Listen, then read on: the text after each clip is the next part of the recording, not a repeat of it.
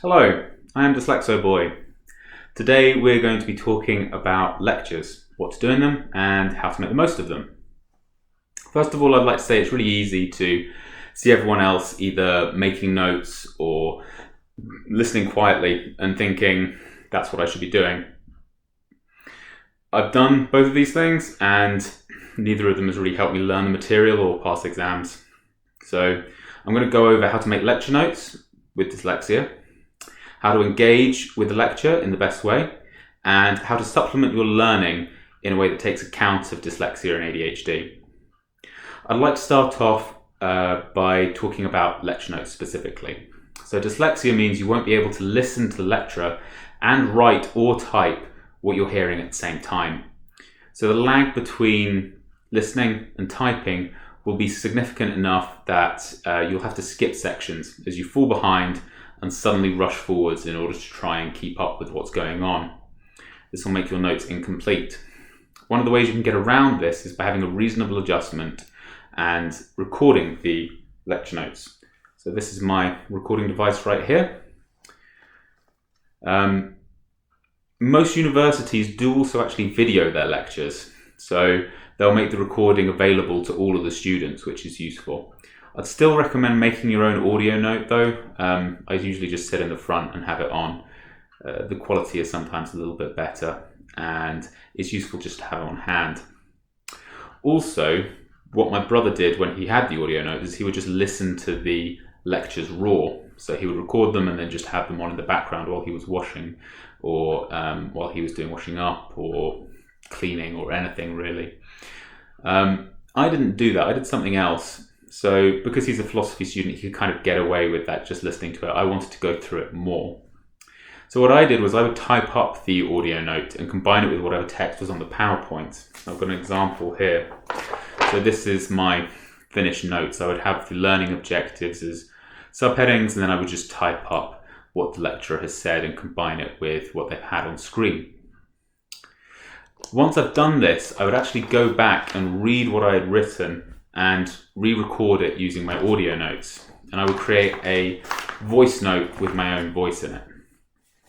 Then after that, I would listen to that voice note and I would go through and I would highlight my notes again. So I would highlight the written version. So I would go through it 3 or 4 times for each lecture. Now, this was time consuming. It's not possible, well, it is possible that you could cut out steps. But the repetition was absolutely fantastic to make sure I understood and remembered key concepts. Normally I would save time by recording all of my voice notes, the ones from the notes that I'd made previously, just on a Friday evening, doing them all together.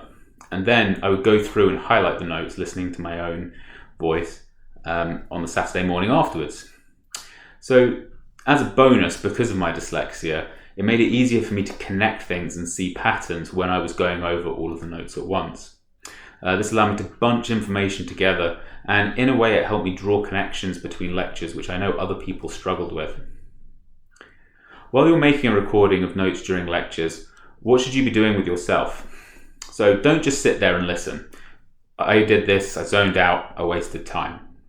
My advice is that instead of writing notes, write down questions. So about what the lecturer is saying. Try to link what you're going through in the lecture to other lectures that you've had in the past. Highlight areas you're not sure about and determine why you're being taught this. So how is it clinically, what's the clinical context for it? This is a skill, so it might take a while to get good at thinking up questions or recognizing when you're having a difficulty with a subject. But it does come with practice. If the lecturer then asks for questions from students, or if you just want to go up at the end and have a chat with them, make sure that you ask those questions that you've written down and find out answers. Also, if you get a chance to volunteer in class, either to act as a patient or demonstrate how to do a physical exam, do it. Practical experience is one of the best ways to learn with dyslexia. I know it's scary to ask questions and volunteer. I always worry about looking like a fool and revealing my ignorance in front of everyone. I get around this by knowing that if I'm confused by a subject, then it's likely that some other people are confused by it as well. And then I can ask not just for myself, but for other people. I've only ever received praise from other students for asking questions. Some of them feel like it takes the heat off themselves a bit. And there have been times where people have asked things that really cleared something up for me, and I wish that I had thought to ask that particular question. If your teacher ridicules you, which I'm going to be honest, I've seen once or twice, that makes them a bad teacher. It doesn't make you a bad student. You're there to learn from them. If you knew as much as they did, you wouldn't need to be there. My final piece of advice is to supplement your lectures. So not all teachers will be able to meet your needs. So you do need to have a plan to make sure you're not missing out on key sections in your education. I'll do another video in the future about useful resources, but for now I'll just mention Osmosis and Lecturio. I personally use the latter, Lecturio, but I know a lot of other students who really like Osmosis. It's also worth noting that YouTube has a lot of really useful videos about key medical concepts. Thank you very much for your time.